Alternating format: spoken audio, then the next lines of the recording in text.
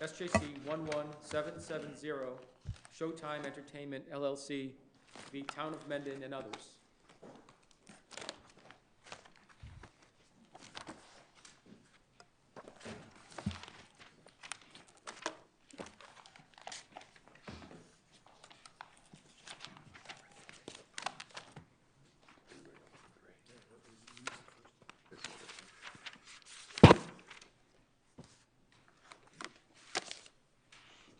Mr. Lesser, it's showtime. Thank you, Your Honor. Couldn't help myself, sir. The first thing I'd like to do is to briefly put the bylaw we're challenging today in context. Then I plan to address the constitutionality of the bylaw by answering the two questions certified to this court by the First Circuit. To begin, Mendon's a small town in Worcester County. 6,400 people, is that right? 6,400 people. It's primarily residential with several commercial areas, and one of them is a commercial area on a state highway, Route 16, that goes directly through Mendon, through the edge of Mendon, actually. And historically, Mendon didn't have any adult entertainment restrictions. And in 2008, it decided to restrict where adult entertainment could locate. So it set up what's called an adult entertainment overlay zone. And you don't challenge its ability to do that? Absolutely not. Not in this case, Your Honor. Mm-hmm. I mean, my clients are located in that zone. My clients owned a landscaping business, and suddenly they woke up one morning and found that they were zoned adult entertainment. At that point, they said, well, maybe we want to change landscaping over to a small adult entertainment club. We're not challenging that law. We're not challenging the 22 pages of regulations that Mendon, the selectmen of Mendon elected and enacted the next month, which said that you had to have adult entertainment on a stage, you had to have security personnel, they had to be in your parking area. This commercial district, as the First Circuit noted, is a state highway. There are no sidewalks here. There are 4 parcels. One has a warehouse, one has electrical utility transmission on it, and one had this landscaping business, and you pull off the highway and you go into the parking lot. And then when you leave, ostensibly, you would get back on Route 16 and go wherever you're going. But the fact that there are 4 parcels, and the fact that you have 22 pages of regulations doesn't mean that you could open up an adult entertainment club with live entertainment. You still have to get a license. You have to apply for a license under General Laws Chapter 140, Section 183A. And the standard is very strict under that section. It says that unless you can prove that you're not going to adversely affect the public health, safety, or welfare, you don't get a license. And assuming that you do get that license, for a second, you don't automatically get an alcohol license. You have to apply under Section 138. And the alcohol licensing authority has to determine that it's in the public need for you to get that license. So this is very restricted under Massachusetts law, and it's particularly restricted under Mendon law. Okay, but your brother in a moment is going to stand up and he's going to say, we have studies which show that the combination of alcohol with adult entertainment leads to increased crime in the area, and that the town was concerned enough about that to eliminate the alcohol from the equation. Well, 2 things, Your Honor. First, this is a citizen's petition, and it's got a rationale in it. And the rationale is explicit. Yeah. And it says it's to eliminate crime on the premises. It says at. But at can mean, you argue it means inside, but I think it could be read broader than that. Well, let's assume for a second that we read it broader than that. This court reads it broader than that. There are no studies that show what Mendon claims. You mean no studies specific to that site? No studies at all. No studies that show that there are studies that show there is an increase in crime around adult entertainment establishments. Right? So, But they're banning alcohol. They're not, this doesn't have to do, that allows you to but regulate. I thought that the studies showed that it was the combination of alcohol and the adult entertainment. That No? is not true. It's And the just, it's First only Circuit- adult entertainment? Only adult entertainment. The First Circuit went over the studies very specifically when it struck down other bylaws, and I asked this court to do the same thing, to look at those studies very carefully. Because you're going to find the study that you're referring to, Justice Botsford, would be a study that compared an adult club Right, and an adult club that served alcohol, right? and found that the adult club that served alcohol, there was more crime in the vicinity than the adult club standing alone. But didn't this, Is no study. In fact, but isn't that the Garden Grove report? it doesn't say that. It simply says, Judge, But does the Garden Grove report say that, I thought it said that they, at least starting with the recommendation and working backwards, that no tavern operate within 1,000 feet of adult business because at least according to this study, I think, the crime increases dramatically if alcohol is served within 1,000 feet of an adult entertainment facility. we're talking about alcohol being served at an adult entertainment club, Your Honor. There are So studies that's ground zero. at ground zero. The and Garden Grove and I report would understand- suggest that if you do it 1,000 feet away, it's a problem. was based on 2 years of data and 2 clubs, okay? If you look at other studies, one of which was the Amarillo study they cited, and it compared the crime around a bar with the crime around an adult entertainment establishment that served alcohol. Intuitively, if they're right, you think, well, there's a lot more crime around the adult entertainment establishment that serves alcohol than the standalone bar. And Amarillo said it wasn't true. But let me ask you this. It sounds like you're agreeing with Justice Spina that one could read the Garden Grove. The Garden Grove study as actually dealing with alcohol and entertainment. The tavern is 1,000 feet away. I understand that. But if that's the case, and you can argue, well, it doesn't really show that, or it's just had, it doesn't have a statistically significant basis because it was only 2. But aren't we getting into stuff that really we shouldn't be, because we're really looking at, how deep into these weeds do we go in deciding whether the pre-enactment materials that were available and that were considered support the view taken by the town? The United States Supreme Court in Alameda said that the municipality cannot get away with what it called shoddy reasoning. It can't just posit something. It needs a study or a report that bears a relationship between the two of them. So this Garden Grove. I'd ask you to read Garden Grove. Okay. Okay. And But that's you might say also that Garden Grove was another place, different part of the country 20 years ago.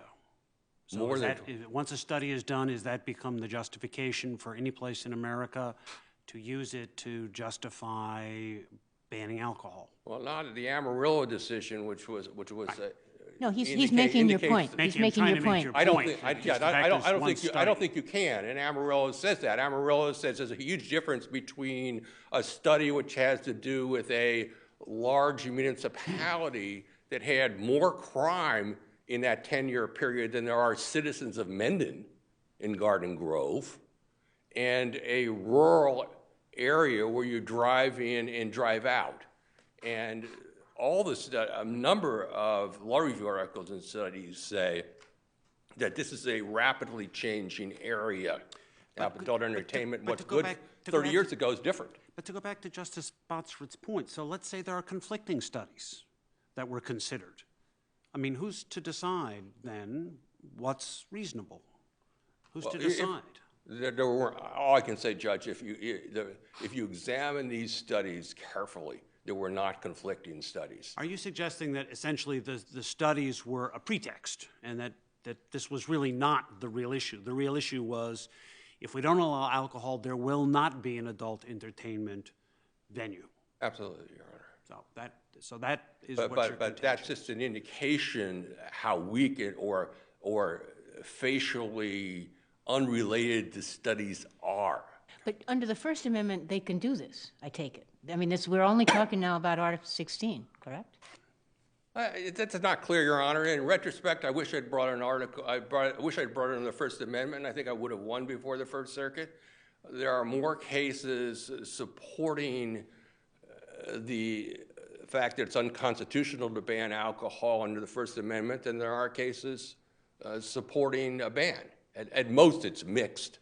There are very few cases either way. The cases that support the ban are more than 20 years old. They relied on a LaRue decision that we don't accept in the Commonwealth of Massachusetts. There is no strong case law stating that you can have a ban. That's for sure. But all that's before us assume- is Article 16, right? I mean, that's the only thing that's been certified to us by the. That's correct, Your by the Honor. I First did not Circuit. So bring we're that. not I did getting not into- bring the First Right, Amendment but issue. so we're not considering the First Amendment. Correct. And Article 16 provides more protection. So if you get through that, you're in good shape with respect.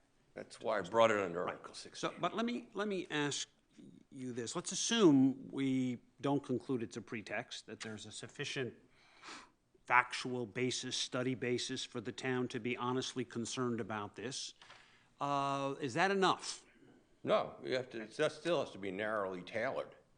Well, How do you beyond narrowly that, tailor just this? because the town may be legitimately concerned, is Oh, that there has to be enough? studies to support it, I'm sorry. Okay, so if we say this is not a pretext, can we still conclude, but the studies really are not substantial enough to justify the nature of the regulation? Absolutely, and that's the question the First Circuit certified. Do the pre-enactment studies and other evidence support what the rationale is? So we're looking at not only whether it's a pretext, because if it's a pretext and it's really not content neutral, then we're looking at strict scrutiny in any event. Right, but this got certified and all back as intermediate scrutiny. Right, so we're looking intermediate scrutiny, so there still is a hurdle that these studies have to get over. Absolutely, and that's why I'm asking you. The First Circuit read them very carefully and went over them one by one with regard to other issues, the other bylaws, and found that they were not sufficient. And I suggest that the court, when it reads them, is going to do the same with regard to the alcohol ban. Okay, let's imagine for the moment that it will turn out differently, in that we will read the decisions. By the way, does it matter that the decision was before the board when the board made the decision, or is it sufficient merely that it was referenced or exists? I'm sorry, what decision? I mean, I gather all they read was Garden Grove. They cited two other that are even less relevant. Okay, so Really say basically, but are we limited to those that they cited? yes, Your Honor, because So not the ones that Speak Out Mendon cited? Because yes, Speak Out Mendon, the ones that Speak Out Mendon cited. there's a bunch of them, right? There's three of them. Okay. Okay, so we have to look at those three. Right.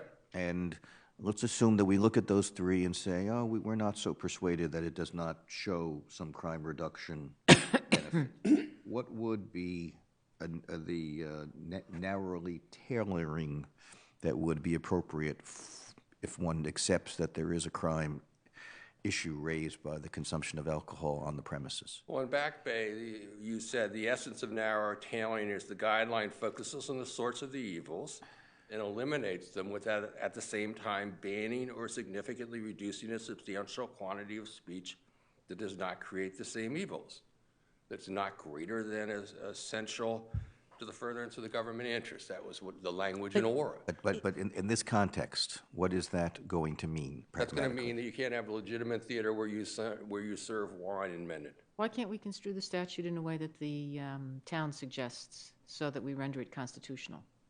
The bylaw.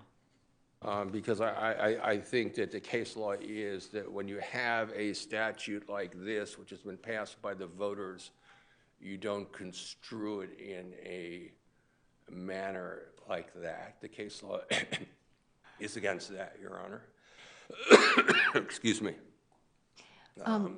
Do you think? They clearly banned it at all adult entertainment establishments, whether it be a bookstore, whether it be a video store, whether it be anything.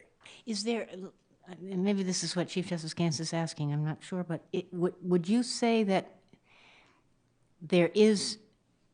you are fighting a total ban of alcohol? You don't get any license. Is there any partial, I mean, is there any way to tailor, when you're talking about drinking in this establishment, is there any way to tailor that?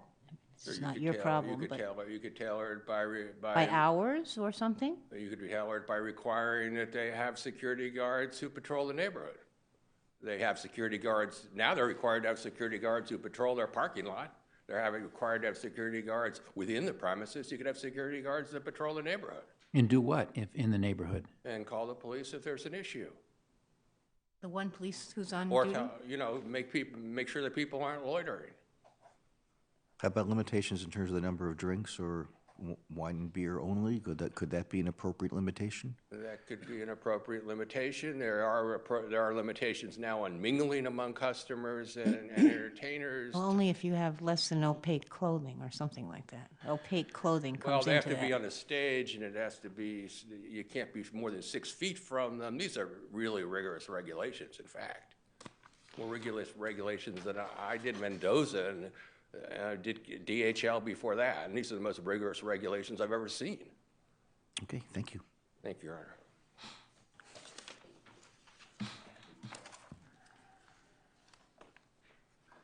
May it please the court. My name is Robert Mangiarotti, and I represent the town of Mendon. I'd like to put into context what the town of Mendon did in this case. My review of the constitutional law on this area is one that's complex. The town of Mendon, the First Circuit suggests that a case has not come to this court on these specific facts and therefore certify the questions to you. But I think the town of Mendon, relying upon what I think is a reasonable interpretation of the law as stated in federal and state cases, recognizes that this is a matter of intermediate scrutiny where if you identify secondary effects, the town has a right to regulate adult entertainment in a way that's not intrusive any more than necessary on the protected expression. I think that's what's happened here. So but do you get to eliminate it? Your Honor, I think that's, in this case, there is no elimination of the expressive activity. Well, but you get to eliminate drinking completely? I think that you're turning now to the narrow tailoring question, Justice Botsford. And I think that the idea of narrow tailoring is to do no more than is necessary to address the legitimate countervailing state interest. In this case, it cannot interfere with the protected speech. In this case, because of the circumstances, the district court judge in the town of Mendon concluded this was a reasonable way to prevent the explosive combination of adult entertainment and intoxication. And I think it's very important to recognize that there is no ban whatsoever on the expressive conduct. And there's case law that suggests that... I mean, you know, we're not... Who's going to go if you can't have any alcohol? I mean... Yeah, green tea and milk is on the menu. But broader than that, I mean, what the First Circuit said is all of the pieces that you put to constrain this cannot be more than 2,000 square feet, has to be a certain height, were all essentially intended to ensure that this wouldn't happen. That's what they said, and therefore couldn't survive strict scrutiny. They weren't content neutral. Why isn't this part of that? Why isn't this just one more way, combined with the others, to ensure this will never happen? Adult entertainment will never Justice happen. Corey, if I may suggest that each of these regulations have to be viewed separately. I suggest that the town of Mendon, in fact, was concerned with secondary effects. I think that they handled it in a way that was clumsy. In other words, the restrictions that were struck down by the First Circuit, I think were motivated by secondary effects, but they were done in a way that was under-inclusive. There's no evidence to say that the town of Mendon cares really about whether people dance nude or don't dance nude. I think they're concerned about the impact on their small town. the record of the town meeting, the presentation of Speak Out Mendon, focused on secondary effects. Yeah, Now, but didn't the First Circuit, or maybe, can't remember, the First Circuit say that the reason for not the alcohol, but the other ones, was not that they read into, or they found in the record evidence that it was just they didn't want this to happen? My understanding, Your Honor, is that the First Circuit focused on under-inclusiveness. They said, if you want to really stop secondary effects of traffic, you should address traffic for all commercial properties, not just this. So that and I think the degree of control was a factor in the First Circuit's decision. From my own personal perspective, the requirement that a property be only 2,000 square feet, I think may go beyond what's reasonable. Apparently, Speak Out Mendon and the voters thought it was reasonable as a way to address that secondary effect. But I don't think that this is pretext. I think this is a case where a small town is concerned about the impact of a business on the community. Are there liquor establishments in the town that sell liquor on the premises? Yes, Your Honor. And how far away is the closest one to this tract? I'm sorry, I don't know, Your Honor. How far is this tract from the next town? Well, I guess I don't know my geography that well. I guess what I'm essentially trying to get at is there a tavern or a bar in either Mendon or the next town closest to this location that's within 1,000 feet of this location? I'm not aware of there being a alcohol establishment within 1,000 feet. It's not in the record, and I don't know. Okay. And none of the 4 parcels, if that's how many there are, in this adult entertainment overlay district is a bar. That's correct, Your Honor. Here's what I'm struggling with. I gather that if the town had said, no way are we going to have an adult establishment in our town, no way we're going to give them a liquor license to be in our town, that would violate Article 16. Yes, correct? Your Honor. So the issue is whether or not they can do so because they have demonstrated that there is a crime issue that is generated by giving a liquor license to such an establishment. Yes, Your Honor. And if you're right, and if there is a study which says so, then does that mean that everywhere in Massachusetts they arguably can say we're not going to give a liquor license to any adult entertainment establishment because there is this study which connects crime reduction to it? I think the way I read the law, Your Honor, is that, first of all, the town isn't required to do unique studies. The town can rely on studies from other jurisdictions, from other cities. And also, the town can rely, in its arguments to this court, on the record that was produced, the judicial record that not only included the studies by Speak Out Mendon that were presented, but also other studies that supported. The question is, or rather the issue is, was the town acting reasonably? The threshold in the federal cases is, it's a fairly low threshold of proof. In other words, you don't have to have a compelling interest to protect crime as long as the rationale for prohibiting the secondary effects associated with a combination of alcohol and adult entertainment is reasonably supported by the study. Then the courts will defer to the municipality and say, you've got a rational basis for making this restriction, and we're going to defer to your judgment about what's best for the community. And I think that in this case, particularly because of the size of the town, because of the access from other communities, the indication that travelers from surrounding communities will be coming to the town, I think that in view of the studies that are valid and in view of their reasonable reliance on those studies to pass this bylaw, I think it satisfies the criteria that's set forth, certainly in the federal cases. And I think that do the studies have, you just said valid studies. I mean, how do we know that the studies are valid? Your Honor, Does this speak to that issue? I mean, you could have a completely fabricated or fictional or ill-prepared or nonsensical study on which people, who look for what they want and find it, and rely on it. I mean, is there some review of the validity of the study that the court does? Your Honor, I think that if there were evidence that it was a fraudulent study. Not fraudulent, but, you know, just not particularly sound.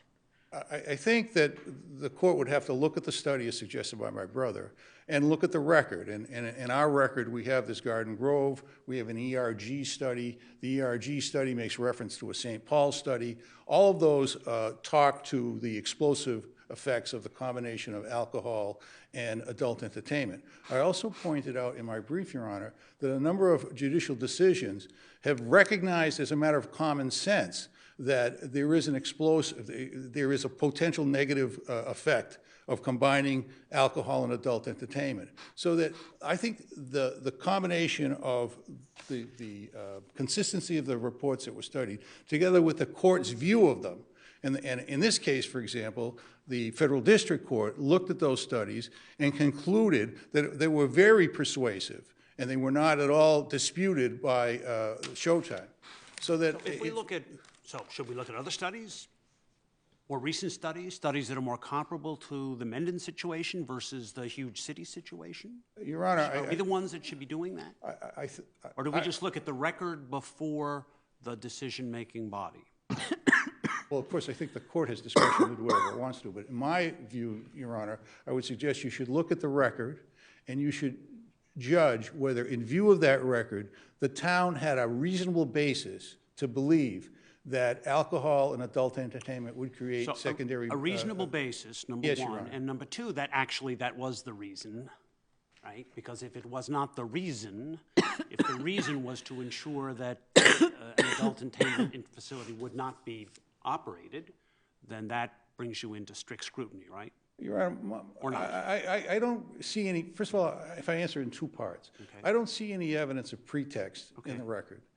Secondly, although the First Circuit was certainly critical of the measures that were adopted by zoning, they simply said that they didn't satisfy constitutional guidelines. Well, they said they were theoretically substantial, but not what prompted Yes. the amendments. I mean, So, that I don't know, suggests that's there a is pretty another strong reason. finding. That's But, well, then, you know, fortunately... Crime is theoretically we're a very very persuasive important issue. before- Pardon me, Your Honor. Crime is theoretically, prevention of crime is theoretically a very important issue. We know that. But Your Honor, you know, the view of the First Circuit is, we haven't appealed that. That's the law with respect to those.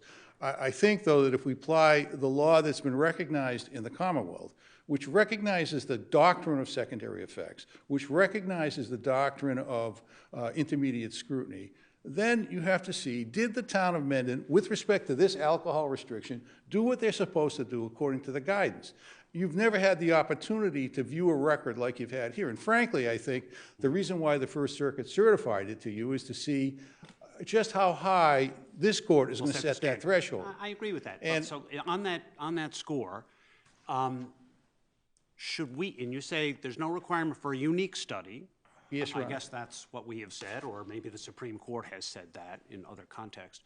But might we require a study that bears some relationship to the demographics of the community, as opposed to a big city study, a city study where there's a state highway running through it, in a commercial area which is distant from the residential? I mean, what? Your Honor, frankly, I think this court has the authority to do that.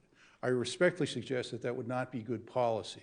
I think that in a situation like the town of Mendon, with a motivated citizens group who are trying to exercise their democratic rights at town meeting, I appreciate that. and I think that what they've done here is done their very best to conform to the criteria established in our case law. And they got studies that I think talk about the general proposition. And I think that the general proposition was enough, the general proposition about the secondary effects of crime. And I think the fact that those are valid studies, the fact that they've considered those studies in relationship to the problems in the town of Mendon, suggests that they acted rationally. And I think that is enough to satisfy intermediate scrutiny. This court has the authority to say otherwise, but I think it would be inconsistent with certainly inconsistent with some of the federal law. Well, here's my problem, and Justice Gantz sort of put his finger on it. You have one study someplace far away in a different context, completely different environment, real urban environment, that says one thing. Is that study now the basis upon which any community anywhere in the country, no matter what their demographics are or location, is to say, aha, reasonable basis, no alcohol? It's a line-drawing exercise, Your Honor, and the way I read the case law is that the courts have been deferential to the communities. And I think the courts don't want to get into policy-making decisions of the town meeting. I think that as long as there's a rational basis and it's connected to the secondary effect and they try to narrowly tailor the issue, I think that we've satisfied the criteria. If I could focus you on the narrowly tailored, the issue is not so much alcohol but intoxication, correct?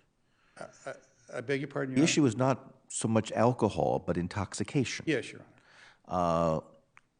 But you ban all alcohol as opposed to taking steps to limit the risk of intoxication. Is it narrowly tailored where it could potentially limit the risk of intoxication? Your Honor, again, I think we get into the situation of trying to defer to the community. I suppose there are other ways that it could be done. But if this way is a way that addresses that secondary effect in a way that doesn't prohibit protected speech, I think that that's enough. I think that the deferential standard should be recognized. I think that the town of Mendon did everything it was supposed to do within its knowledge, and now it's your task to judge whether that was enough. All right, thank you. Thank you, counsel. Thank you, Your Honor. Thank you all.